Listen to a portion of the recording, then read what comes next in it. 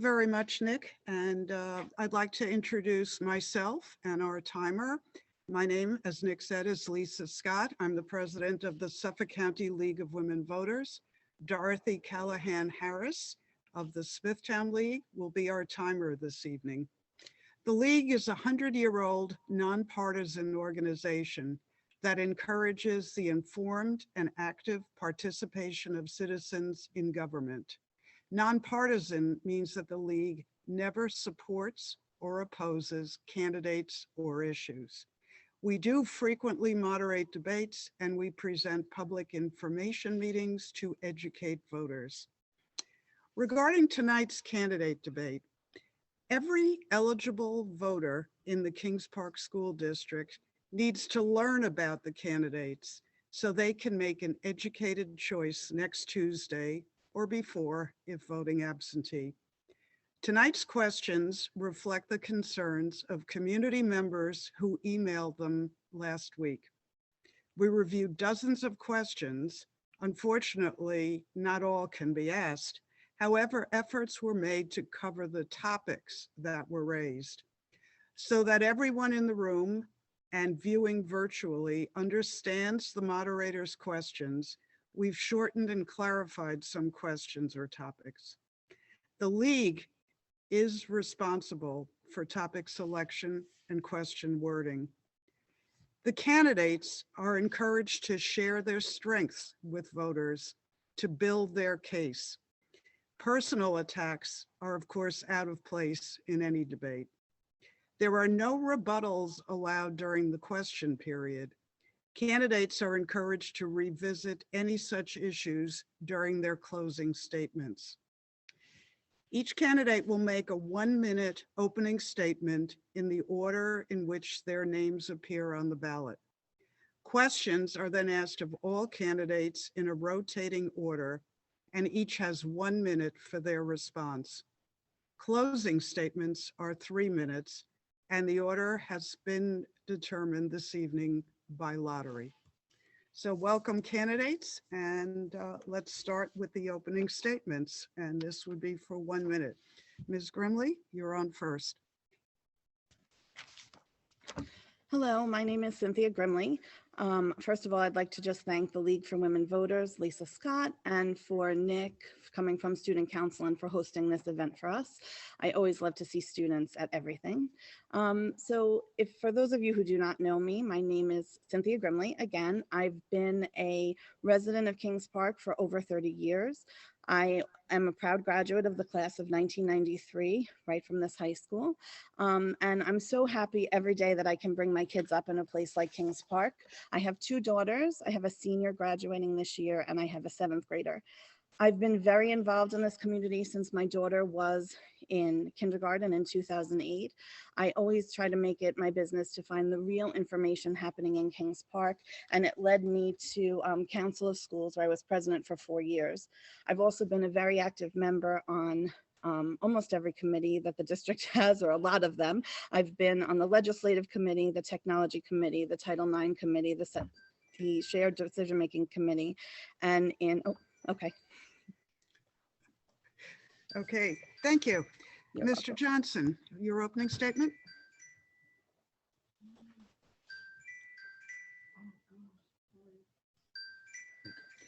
Good evening. My name is Kevin Douglas Johnson. My wife and I are proud, involved members of the Kings Park community. I have devoted my time and efforts to a wide array of organizations, including the Kings Park Education Foundation, the Knights of Columbus, St. Patrick's Day Parade Committee, Ancient Order Hibernians, and St. Joseph's Church. I seek re-election for the Kings Park Central Board of Education, which I deem is the most important role I've served in the community. For 35 years, I loved my vocation as educator, coach, and advisor. Even today, I greatly miss the classroom. 6 years ago, however, I felt my voice, guidance, and presence were needed on the Board of Education, offering me an opportunity to work with Mrs. Diane Nally also. Together, Diane and I are proud of the school district's accomplishments and direction. These include the addition of more social workers and psychologists, additional security personnel and safety protocols, advancing technological upgrades, and the successful completion of the bond referendum. 99% of our graduating seniors make it through the year, with 94% opting for college, military, and vocational training.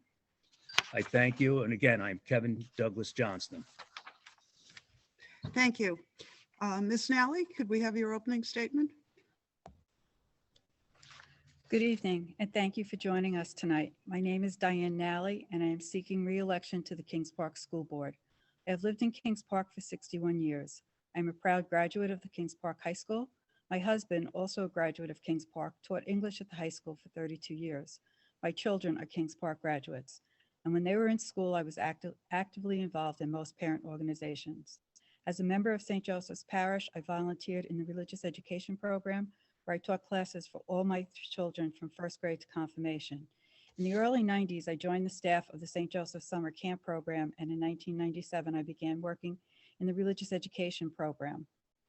In 2016, I retired as the Assistant Director of Religious Education to care for my grandchildren. Kevin Johnston and I believe in whole child education and that all students must be given every opportunity to succeed in the path they choose after high school. We are proud of what has been accomplished during our tenure, such as expanding the number of curriculum offerings at the high school and providing Chromebooks to all students in grades 6 to 12, to name just a few. I would appreciate the community's continued support as I seek re-election to the board. Thank you, Ms. Nally. And now our opening statement from Mr. Cobb, please. Thank you, Lisa. Hello, everyone. I'm Clayton Cobb, and this is my background. Born and raised in Alabama, grew up in the public school system, was taught very well, actually graduated high school in Atlanta, Georgia, went to Georgia Tech on scholarship. Didn't last very long, unfortunately, so I took it over to the Marine Corps to get some discipline. That did work pretty well. Thankfully, I got into the signals intelligence field, which then set my career forward. Moved to the Washington, D.C. area, finished my degree, got a good job, thankfully met my lovely wife, Ann, who many of you know now, and we decided to start a family in Colorado. Went to Colorado, went from 1 to 3 kids overnight with some twins, and then decided we need to get back to New York, where Ann's from, because we need friends and family. So we did that, and when we came here, we picked our area to live based on the school districts. That's why we're in Kings Park, because we knew it was an excellent district with excellent people. We came 9 years ago, put our kids in school, kindergarten, preschool at the time, and they've been in this district ever since. We've been happy, but the last year has brought a lot of challenges and has brought a lot of things to light. And we feel like there needs to be a change. We want to bring some new energy, new skills, new insights, and try to make things different here. Thank you. Okay, thank you. Now we'll start with the questions. In each case, you'll have a minute. If you think of if you've already gone and you think of something you wanted to add or wanted to rebut, make some notes, because you will have 3 minutes at the end. And that's your platform to make your case again and also to make those rebuttals or replies. The first question will start with Mr. Johnson, and then we'll rotate again the same way. If Dorothy raises the stop sign, you can finish your phrase or short sentence, but please be courteous to the timing and to all the others and don't keep going. So the first question is, what is the role of the Kings Park School Board? And what skills and knowledge would you contribute?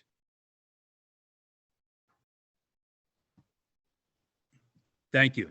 First of all, I think my 35 years qualify me as a perfect candidate for the school board, as I understand the myriad of educational issues, including over-testing of students at times, standardized testings, which are reduced to analytics and don't address the whole child.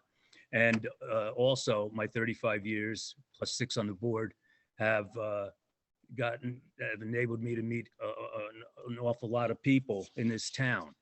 And that's very helpful. But a trustee must understand the many varied problems and difficulties associated with providing a high quality education to your children, not just whatever the flavor of the month is.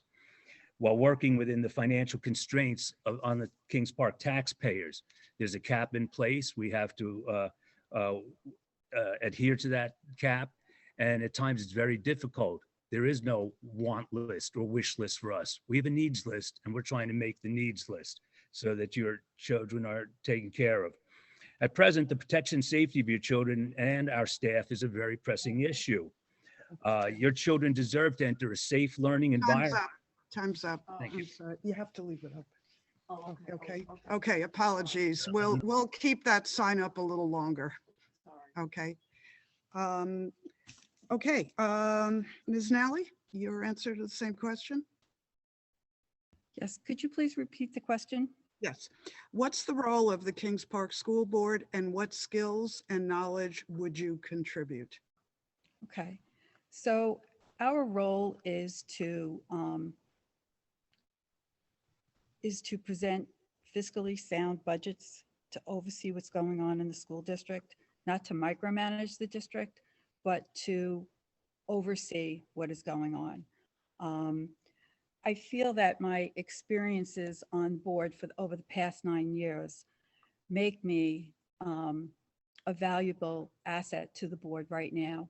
We have so much going on where we have accomplished many things over the 9 years that I've been on the board.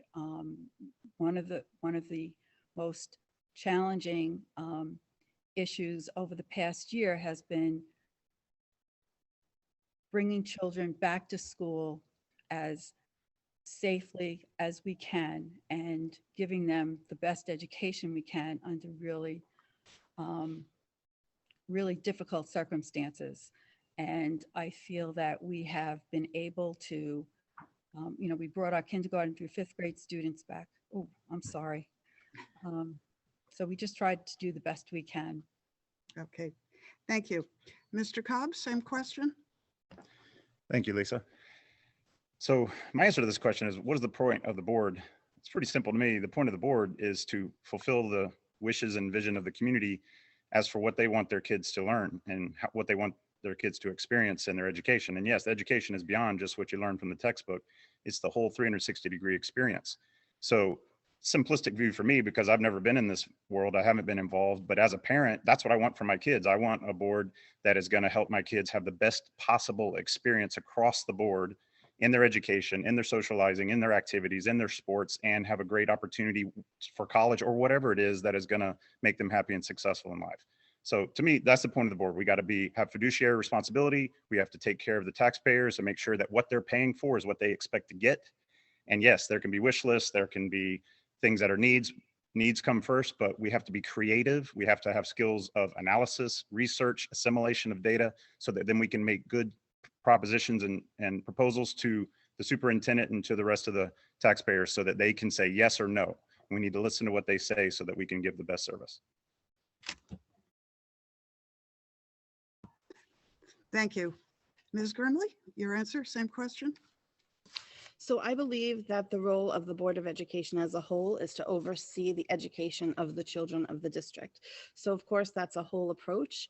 That's working with staff and working with administration to make sure the children have the best education possible in Kings Park.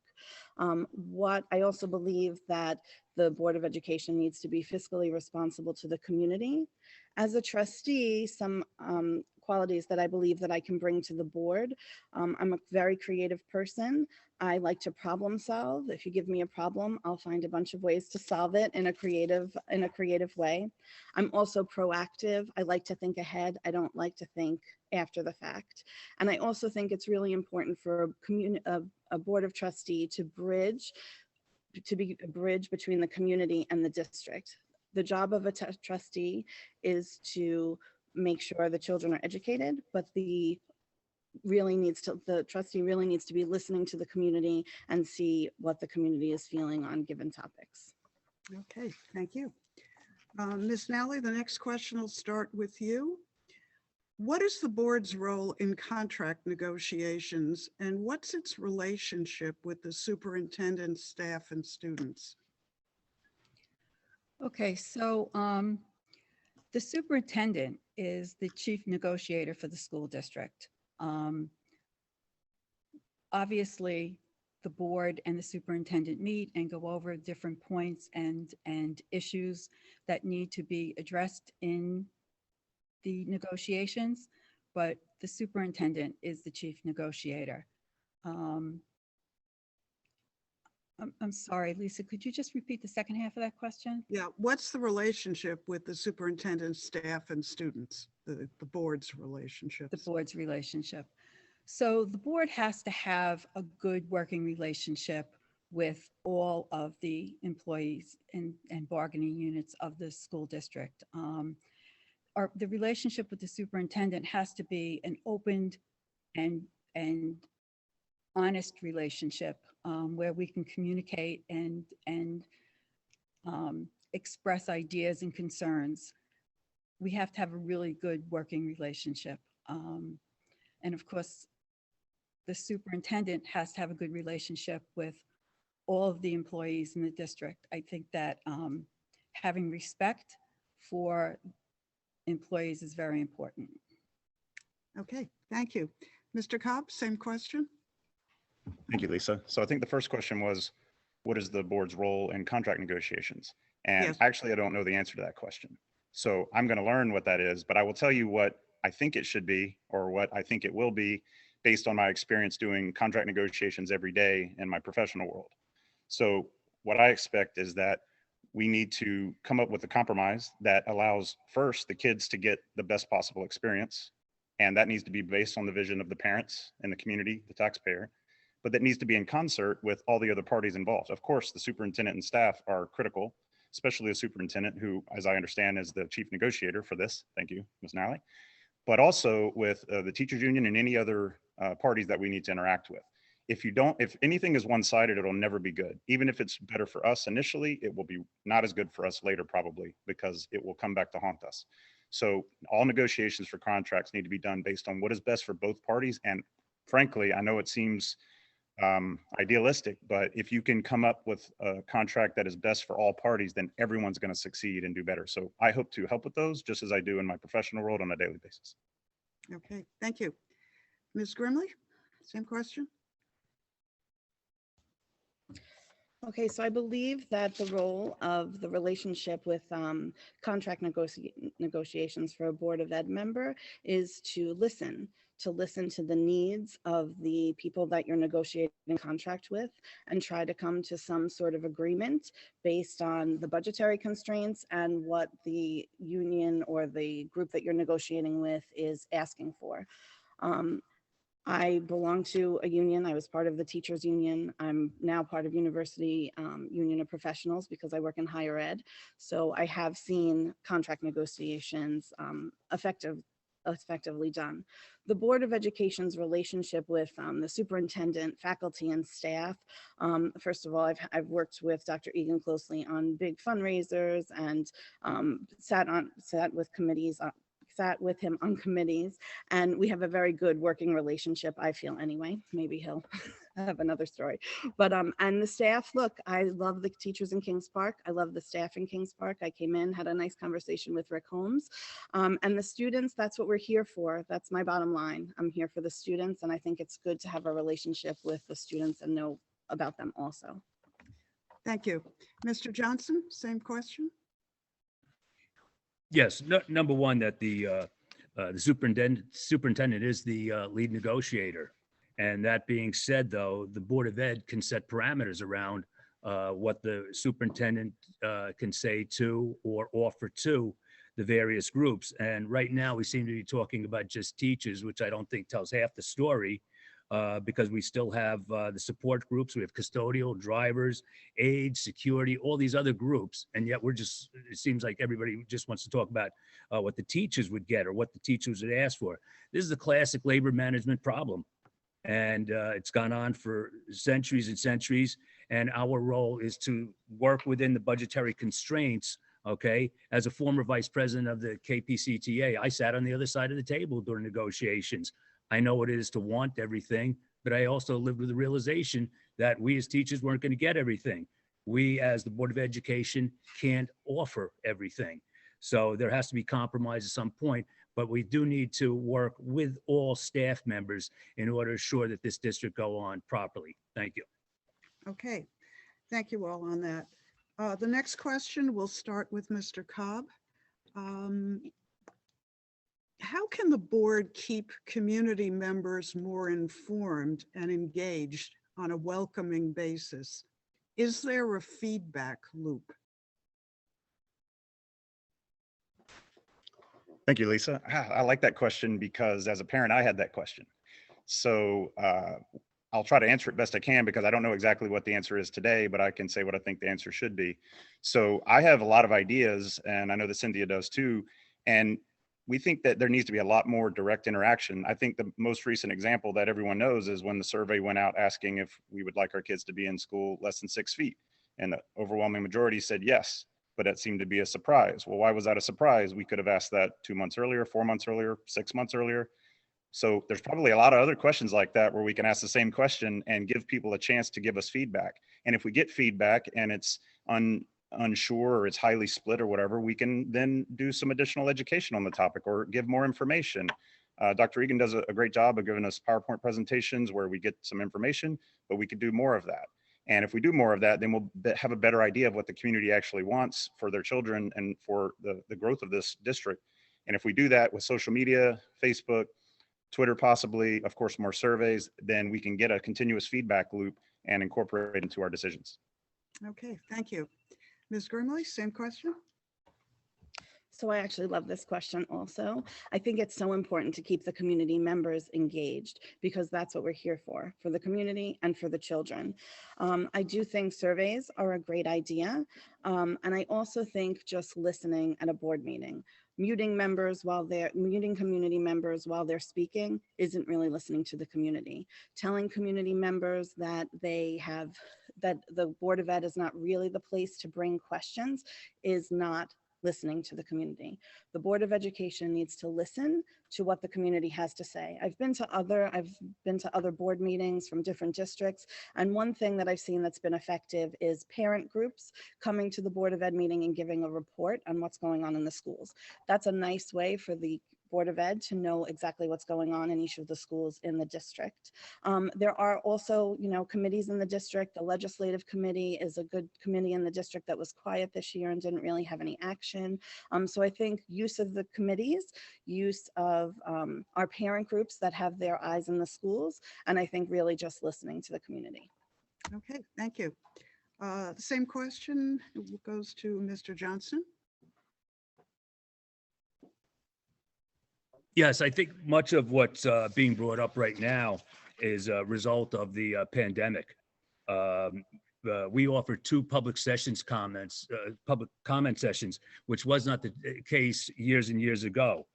The people in the community asked about the muting, even though they're told that they have 3 minutes to speak, and sometimes they don't even get to the question. Okay, including some of the people in this room right now. Okay, but I think that we as a board are more accessible than I've seen in the past. For years, board meetings were meant to be a place to go for drama on a Tuesday night. Okay, when people would argue and not much got done. We don't have those kind of sessions. We have business meetings, which it is supposed to be. It's a Board of Education business meeting. We had extended sessions to talk about COVID. We had extended sessions when we talked about security 2 years ago after the Parkland, Florida issue. Parents are not allowed to, community members can't talk about personnel issues or children's names, okay? Do I think we need more communication? We can always use more.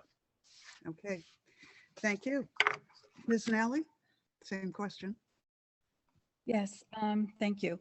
I do believe, as Mr. Johnston said, our Board of Education meetings have changed since we first came on the board. We were the first board to initiate public comments before voting items, so people had an opportunity to ask questions and present their concerns on the items that were being voted on before they were voted on. Before that, we never had it. Things got different with COVID and the pandemic and Zoom meetings as opposed to in-person meetings. And it's not quite the same having a Zoom school board meeting as it is an in-person school board meeting.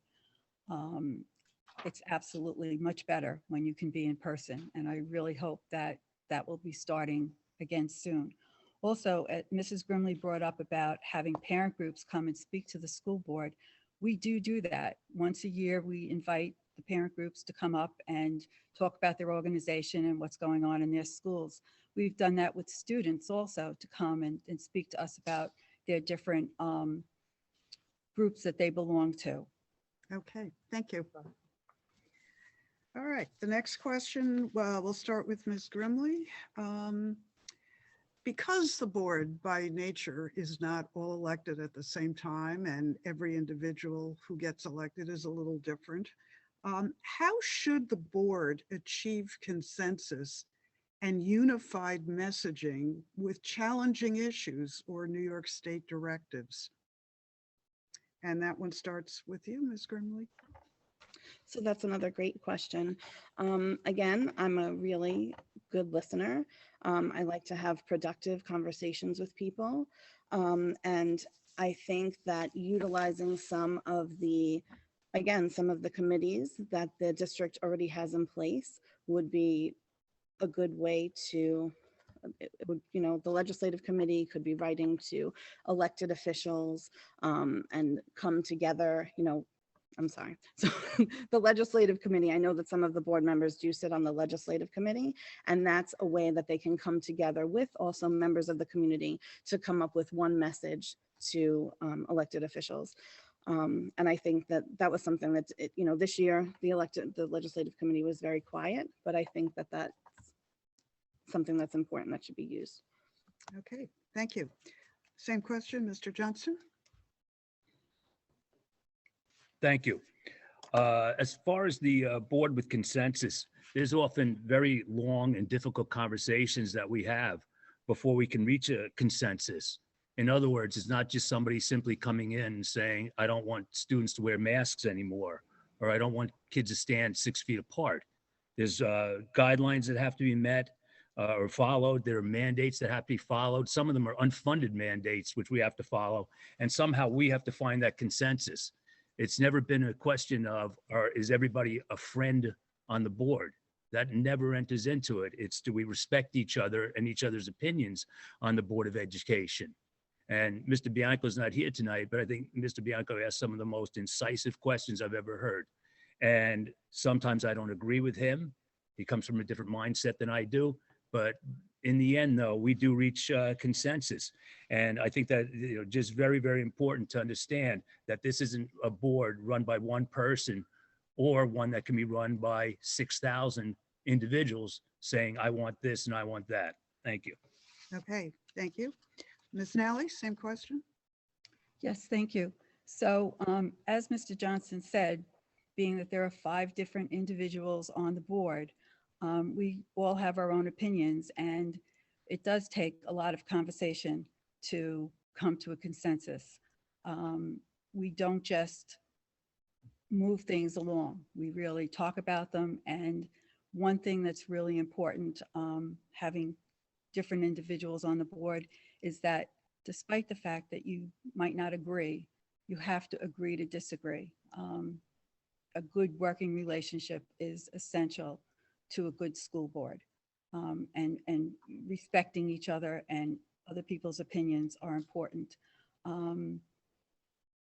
Having committees is absolutely, a necessity for the school district, and having them, relate to the board or to express to the board what their opinions are and how they think that we should proceed is important also.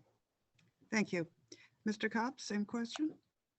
Lisa, do you mind repeating the question? I want to hear the Sure. end of it primarily. Yeah, I'll shorten it. How should the board achieve consensus and unified messaging with challenging issues or New York State directives? So I don't think we should achieve consensus. Frankly, if we have a consensus, then where's the ideas? Where's the challenging? We can agree to disagree, which I agree with Ms. Nally, definitely, but that doesn't mean we still agree at the end. I mean, I wouldn't mind a 3-2 vote on very tough topics. Why isn't that the case? I want to know who doesn't support a particular idea, and I'd like to know why. And if there is a disagreement, it shouldn't just be, well, I feel this, or I feel that, or I experienced this, or I experienced that. There should be data, facts, background There should be a lot of supporting evidence as to what that opinion is and why. And then we need to be able to give that opinion to the community, because I don't feel like that's what happened as a parent. I felt like decisions were made, but I don't know all the reasoning behind those decisions. And then I don't get a chance to refute or confirm those reasons. And that's what we need to do. We need to be transparent and open about who supports, who doesn't, why, and what the reasons are, and then let the community know so they can say whether they support or believe in that or not. And I think that's a good way to do it. It'll be contentious to a degree, but as long as we're professionals, we can come to a decision. Okay, thank you. We're starting another question round. Mr. Johnson, you get first. What are the financial challenges and opportunities that Kings Park faces? Welcome to our world. At present, Kings Park, which is the same size as Huntington Hauppauge school districts, operates with $25 million less than each of those districts. And yet we have to take care of the same needs lists as those other districts. So in Kings Park, we don't have chair people, we don't have coordinators, we don't have a myriad of other staffing levels that other districts do, which makes their administrators' lives a little bit easier. And our administrators and our staff work very hard. But with the cap in place, we can only go up to a certain amount, whether it's the CPI or the 2%, whichever is actually less. And that's what part of the problem has been. We're constantly working with less money at times. So we've asked for more donations. We've been able to secure grants. We're trying to stretch every dollar as far as we can. I think we've done a pretty good job in doing so, yet reducing class sizes and getting Chromebooks to all of our students. And I think that this Board of Education has done a very fine job with the taxpayers' dollars. Okay, thank you. Ms. Nally, same question. I'm sorry, Lisa, could you repeat the question again? Yeah, what are the financial challenges and opportunities that Kings Park faces? Okay, so we have been facing many financial challenges. It's been very difficult to maintain everything that we offer to our children and adhere to the 2% cap. And as Mr. Johnston said, sometimes it's CPI, which is less than 2%, or when CPI is less than 2%, that's what our cap is based on. I do believe that we do a phenomenal job trying to keep everything in place and still be able to present a budget that is within the tax cap and is a fiscally responsible budget. There are many things that other school districts, or there are reasons why other school districts have more income than we do. And we have for a long time, our school district has worked on a very small budget and offered our children very many opportunities. Okay, thank you. Mr. Cobb, same question. Thank you. So I'd say the fundamental challenge has already been spoken, that there's a certain amount of money that comes in regularly and there's a certain amount of expenditure that we already have, and we try to operate within that. So let me get to the opportunities. The opportunities to me are pretty clear. First is, what is the mathematical analysis that's being done? What is the budget analysis? I'm sure it is being done, and it's probably a lot of time being spent on it. But I want to find out, I want to see it line by line. I want to work on it line by line. Where can we get efficiencies? That's what I have to do in my business world. I have to figure out how to make a profit. But that includes lowering your expenditures, but getting the most out of what you have and finding the best way to use your money. So how can we do that? As a taxpayer, I don't necessarily mind paying the taxes that I pay, because we're in an area where we know that's the case, but we expect good things out of it. And I think that's what the community wants, is like, they'll pay their taxes happily, but they better be getting a good service out of it. And that's what I want to maximize. The other thing that we need to maximize is, obviously with COVID and the stimulus bills and the money that's been coming in specific to that, we need to find the best usage for it moving forward and within the rules and of context that they've given us. But those are the opportunities I see most. Okay, thank you. Ms. Grimley, same question. So I will say that as a parent in the district, I'm always happy with the education that my children have received from Kings Park.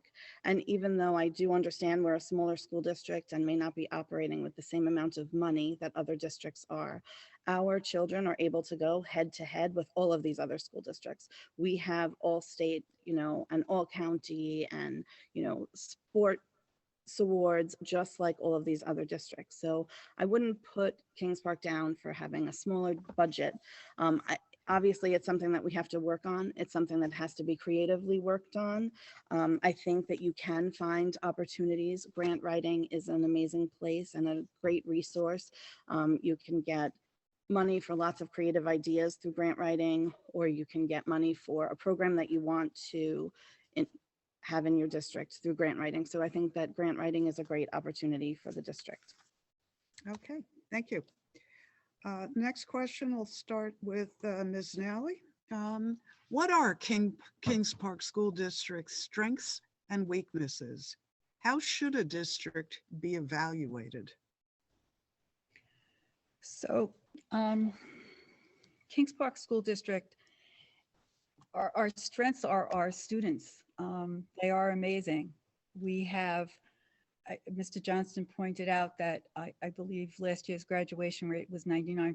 Since 2016, our graduation rate has been between 96 and 99%. And a lot of students receive a Regents diploma with advanced distinction. And that number just keeps increasing. We also have received a score of 4 for the students that graduate and go on to college and being prepared for their life after high school. We have a lot of success with our graduates and going on to 4-year colleges, and we do a very good job of preparing them for whatever path they choose after high school. We've also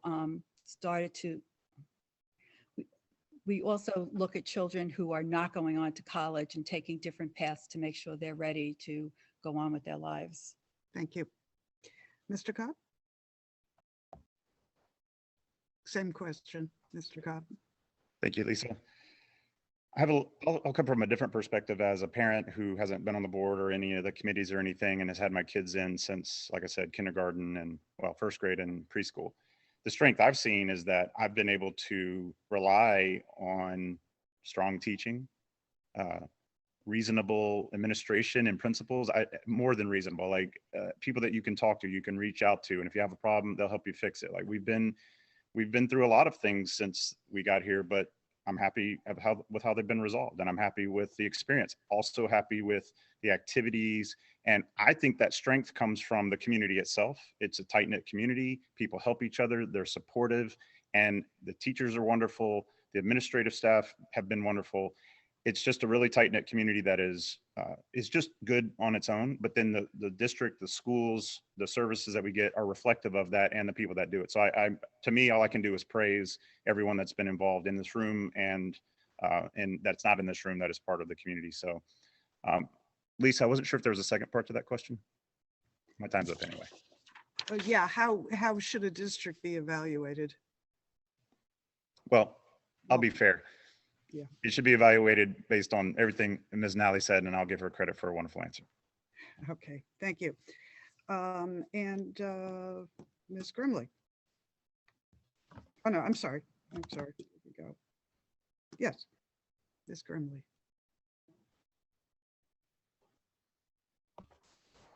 So for people that have had a conversation with me, you know that I love Kings Park. People that I work with that haven't known me very long are like, if there's anything we know about Cynthia, it's that she loves her town. And I love my town. I love my school district. I think that this school district's strengths are everybody in it. The students, the teachers, the faculty, the staff, the administration, all together make a family. When you walk into a school building, even though you can't this year, everybody knows everybody else. Just like when you walk into the grocery store, everybody knows everybody else. So that's the strength of Kings Park and Kings Park schools, is the pride that we have. We have students that are college and career ready when they graduate. And again, like I said before, we have students that are getting awarded in all different ways all through the school year. If you go to a board meeting and you see science and art and business club and sports and music, it's just really a great place to bring up a family. Okay, thank you. The next round of questions, let's start with, oh, I'm sorry, Mr. Johnson. Yes, it's your turn. Same strengths and weaknesses and evaluation. Well, it's mostly about strengths, especially as realtors bring their clients by my house to talk about the school district. And I'm usually frothing by the time I get through. It is about the students. It is about the staff and administration. It has the feeling of a small town, but it's one in which the whole child is looked at, and no analytics can measure that. We've been able to maintain all of our activities, the arts, the athletics, despite the constraints that we have financially. And if I might say, I think Mrs. Grimley and Mr. Cobb just told us that Diane Nally and I have done a spectacular job over the last 6 years because we do offer that level of education. I wrote Mrs. Grimley's college recommendation, one of them. Okay, I was there when she was being trained as a student teacher. My two children were prepared both professionally and financially very well, learning independence, both going into the military for their time, okay, and the jobs they have now, one with the Air Force and one with Homeland Security. So my thing is that we have a great community, a great school district, but Mrs. Nally and I helped to get it there. Okay, thank you, Mr. Johnson. So now, Mr. Cobb, this one starts with you. Two parts to the question. What innovations or changes made during the pandemic should stay in place? And in general, what new programs or initiatives would you like to see introduced? So the first question was which innovations were put in place during the pandemic? Yeah, as the district adapted to the challenges of the last school year. Well, in that case, I'm not aware of any innovations that were put in place that I would want to keep. So I might have to say that I would have liked to have seen us go back in 5 days in person sooner, or at least have the opportunity to discuss that with the community. Wish we could have done that, but we didn't until later. The second part of the question was what sort of things would I like to potentially incorporate in the future? Programs or initiatives moving forward, new ones. Right. Well, an obvious couple is the loss of learning and mental health programs. Now, we know those are coming. There's been some additional funding provided for that, but after what happened this year, and there were a lot of parents that were pretty angry and frustrated throughout the year that were hoping there would be more of that during the year. But now's the time. Now we have some funding, we have enough focus on it, and we really need to help the kids get back to where they were as best as possible and be able to move forward smartly. Also, especially the ones that are going to be heading into college soon, they need to be able to catch up quickly. Okay, thank you. Ms. Grimley? So this is something that in higher ed we talk about all of the time. What worked from COVID? What can we bring forward? Yes, we all had a very challenging year. Yes, there's so much that all of us don't like about it, but in every issue, in every problem, in every challenge, you can find a positive. So a few of the positives that I found from that we could continue on with COVID is the Chromebooks and using the technology in the classroom. The technology opens students to a wide range of information. The other thing that I would like to see stay in place is the opportunity to have Zoom meetings. So PTA meetings and board meetings and committee meetings. Zoom gives some people access, right? So there are people that are working full time or maybe can't travel to a meeting. And I think that Zoom is a platform that gives us access that we can use in a positive way. Should everything be on Zoom? No, but we don't all need to look like the Brady Bunch, but it is something that we could continue on after this pandemic is over. Okay, thank you. Mr. Johnson? Yes, as far as the innovations, when I first started the school board, one of my major complaints was involved technology, and that we weren't up to snuff at that time. And I'm saying that as a former teacher, having to do multimedia presentations at college like Syracuse University, Stanford advanced placement. And so that's been upgraded, especially at this, Mr. Johnson, on mute.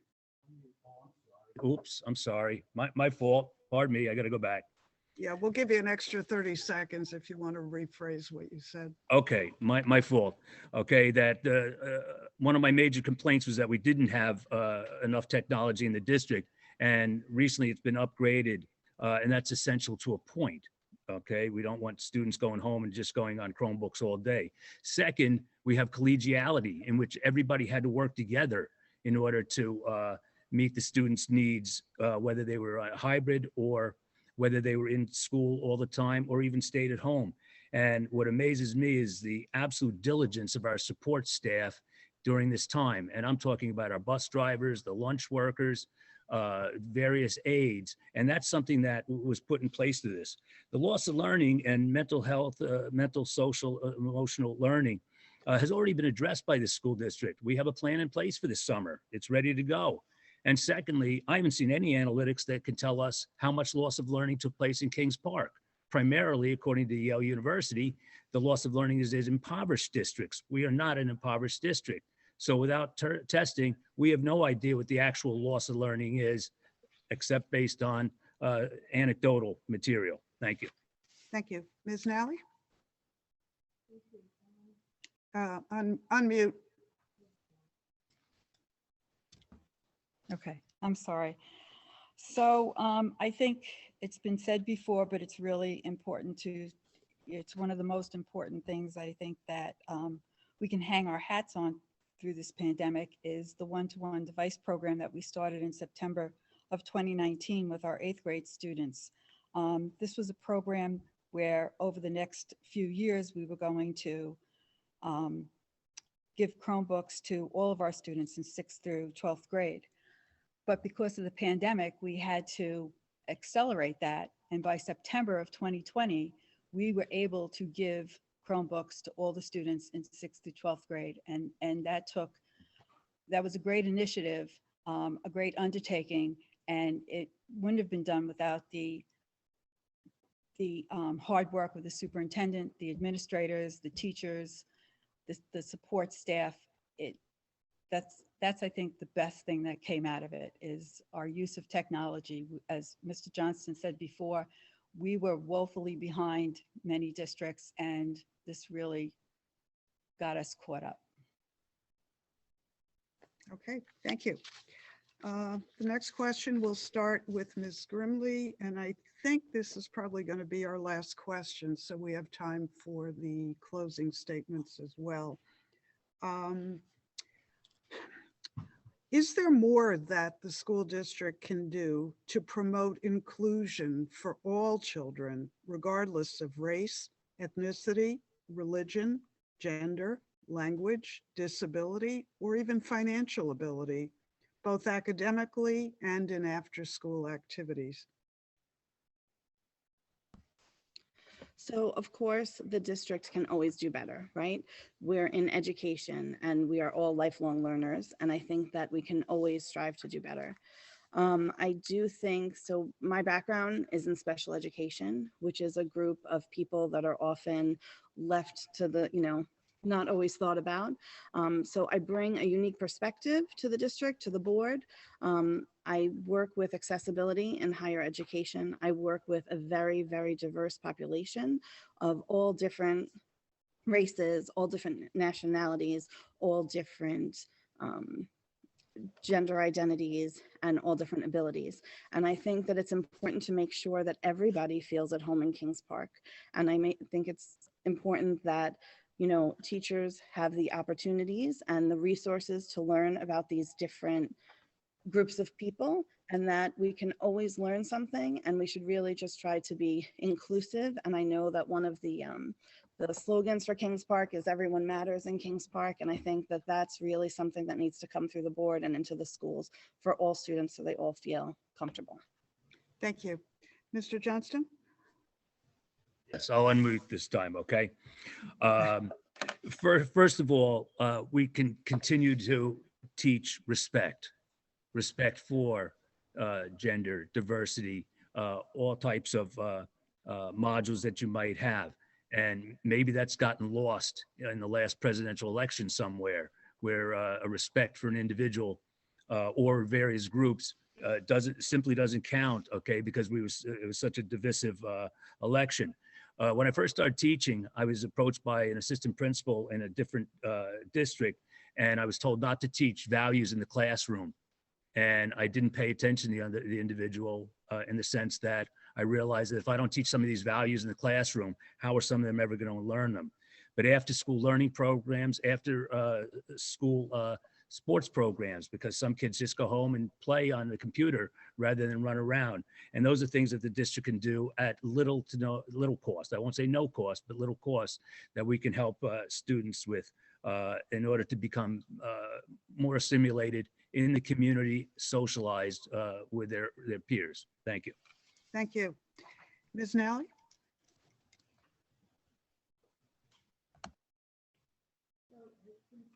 You have to unmute. Sorry. Okay.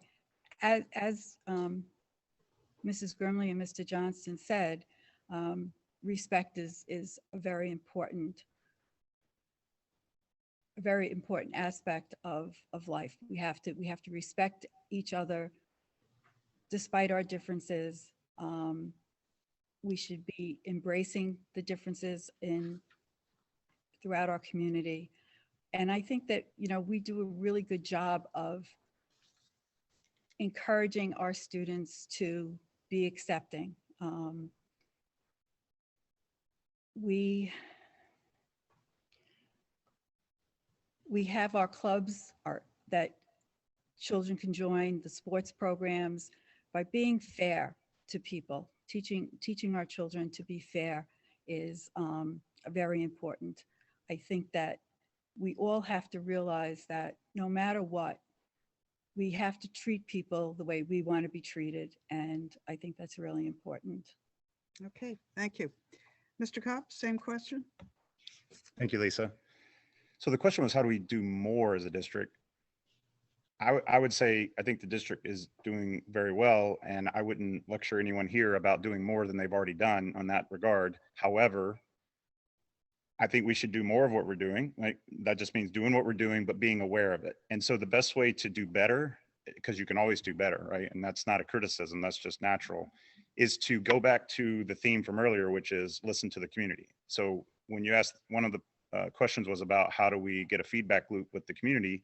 That's probably one of the best ways to do this, is to request information, give people a safe way to provide feedback, open up the forums wider so that then we can have group discussions and family discussions and parent discussions. And then we can then learn from the community where the deficiencies exist. Because someone like Cynthia has great experience in this realm, will have great ideas of how to enact certain programs to help with that.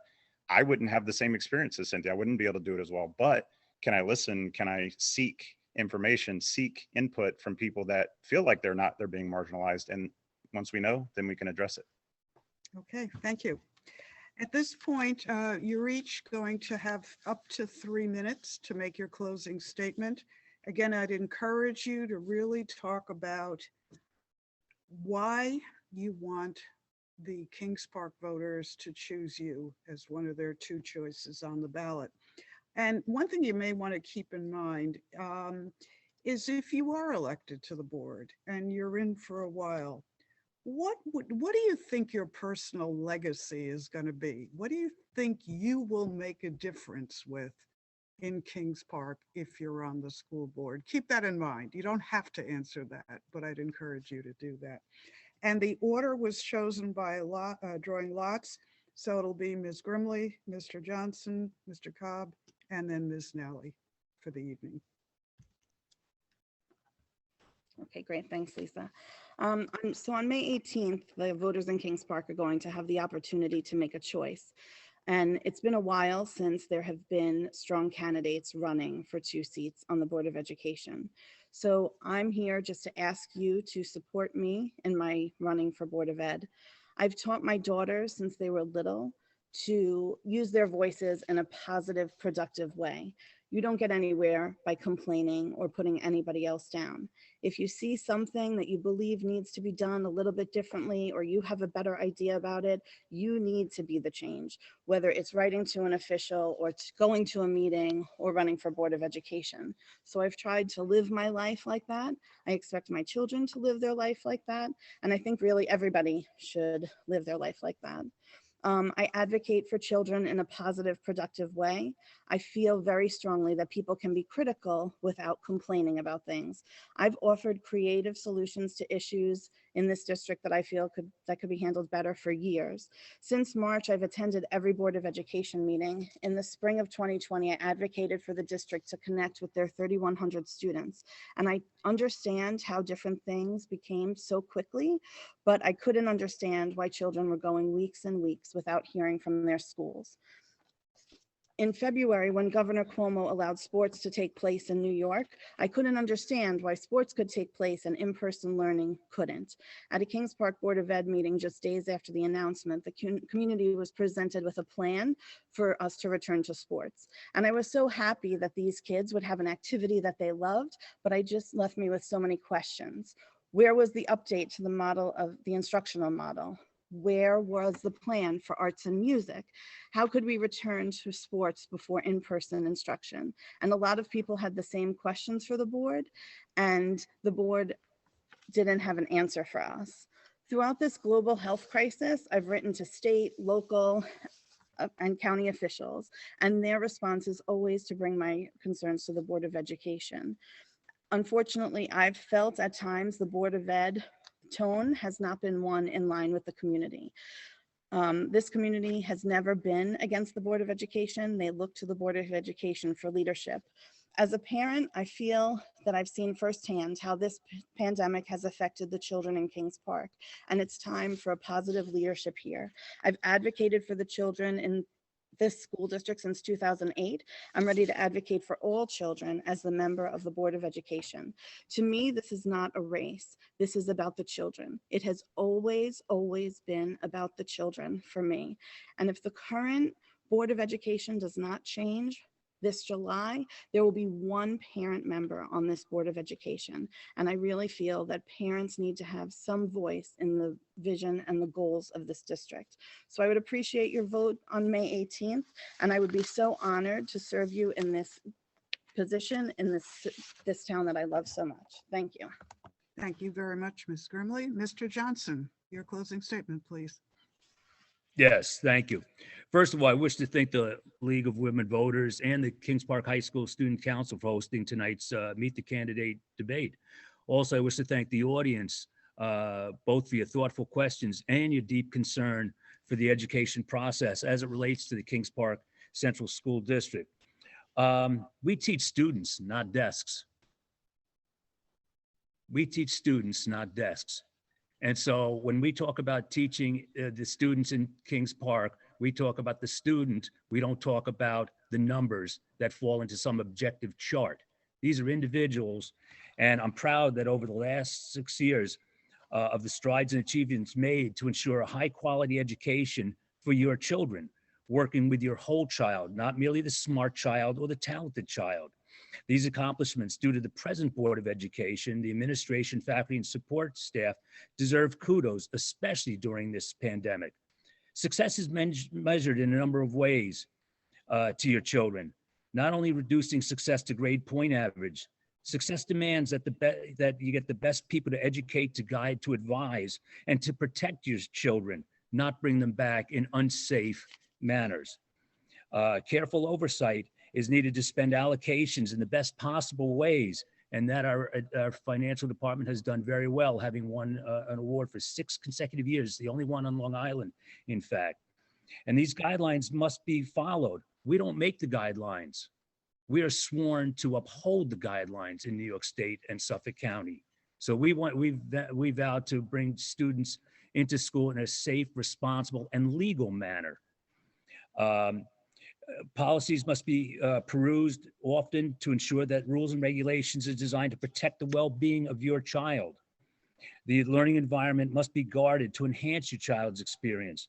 Diane Nally and I are committed to improving the education of each child, every child, keeping in mind that today's kindergartners will be the class of 2033. This means upgrading technological programs, hiring the best qualified professionals, offering staff members continued training and tools that they require, and spending tax dollars in an efficient, responsible manner while providing valued learning techniques so that all children have a chance to succeed. During my and Diane's tenure, we've adhered to our personal responsibility. One of my opponents sent out a message on Facebook recently that I was dishonest and not transparent. I categorically say this is untrue, and I'm very upset that the running mate did not disavow this, even though I helped that individual get through high school. I encourage the individual in a professional life. Yet today I watched a video showing Officer Brian McGoran, New York City Police Department. He was led out of the hospital. Brian was a former track athlete of mine, well known to his whole family. And I'd just like to say thank you to everybody. I'm Kevin Douglas Johnston, a candidate for the Kings Park Central Board of Education. Thank you.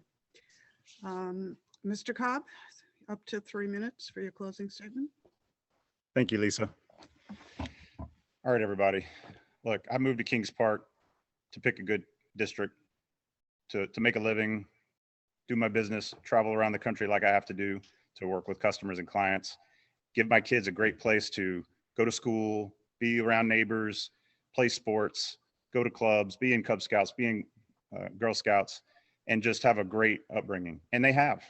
I'm so glad we moved here. It worked out great. But I didn't come here to be on the Board of Education. In fact, I wasn't even aware how important that was until recently. And I think it's a testament to the other candidates, the incumbents and others on the board, that over the years, I haven't been coming up and complaining and saying, oh, the board isn't serving me. So yeah, I admit to that.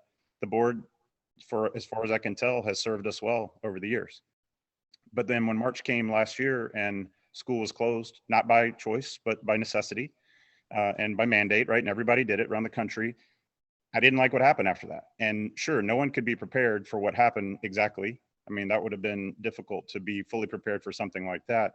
But I initially tried to give feedback early on in March and then in April and May, and I wasn't happy with the response, and it wasn't getting any better. And that made me very worried as we went over the summer. And then when we got the plan for September, I wasn't happy with that either. It wasn't good enough. And then as we went through the year, it wasn't changing. And it took a near riot by the parents with a rally and 400 people on the Zoom meeting to say, we really care, this needs to change, and why aren't you listening to us? And when I started joining the board meetings, which was later in the year, I hadn't been attending, I was really surprised at the reaction from the board.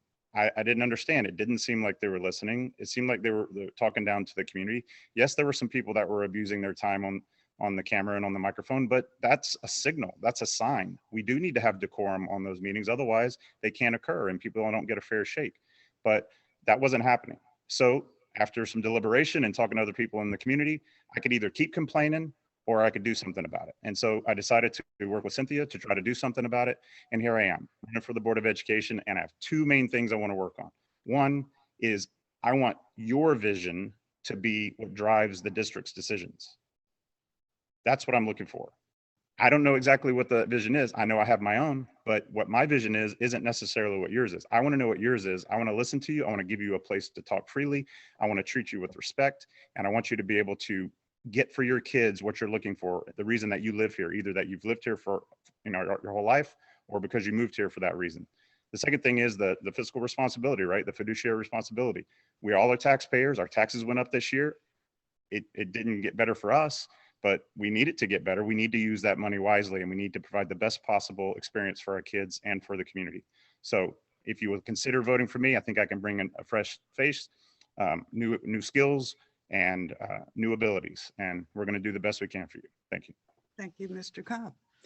Ms. Nally, it's your turn. You're the final closing statement.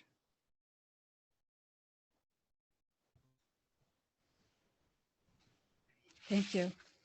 It's been my pleasure to serve our Kings Park community as a member of the school board for the past 9 years.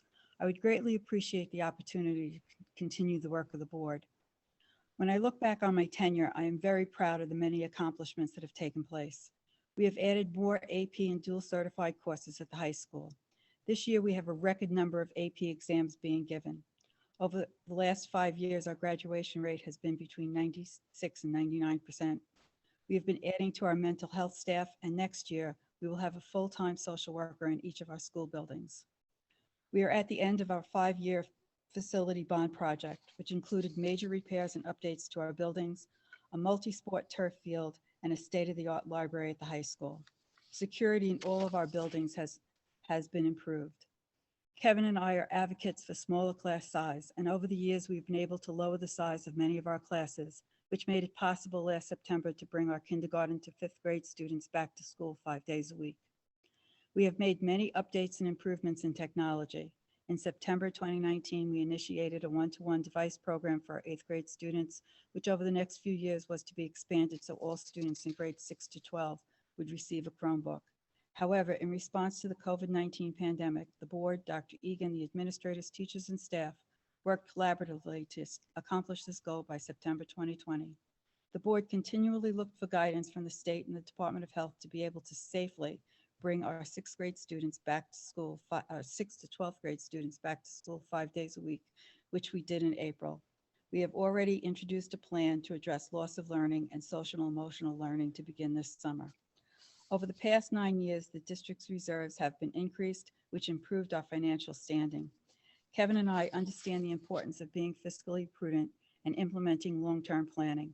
As a senior citizen living on a fixed income, I understand how every tax increase affects the community. As a result of the hard work and diligence of our business office, we received almost $800,000 owed to us in building aid adjustments from September 2006 to June 2010. This allowed us to set a tax levy of 1.99% while maintaining all current curriculum programs and activities. I believe my experience on the board is valuable. I believe that cooperation, collaboration, and communication are essential to a successful board member. I've never hesitated to network with school board members from other districts and with the Nassau-Suffolk School Boards Association. We have a great school district, and I couldn't be happier that I have grandchildren who will be attending school in Kings Park. One will be starting in September 2022. I would like to be able to continue the work I've been a part of since 2012. I take my work on the board seriously, spending a great deal of time researching, investigating, and making sure I am prepared to make the most informed decisions for our children. If reelected, I will proudly continue to work hard. I will continue to be a voice for our community, and I will advocate for what is right for our children, our school district, our community, and public education. Thank you. Thank you. On behalf of the league and of course the members of the Kings Park community, I'd like to, number one, compliment all of you, the 4 candidates, for your passion for seeing good things and wanting to do even better in the Kings Park School District, and for your willingness to, if elected, really do a lot of time commitment and hard work. And again, I wish you all luck, and the viewers need to remember that the election is next Tuesday from 6 a.m. to 9 p.m. And use your absentee ballot, but make sure you get it in person, bring it back in person. Don't trust the mail. Thank you all again. Good night.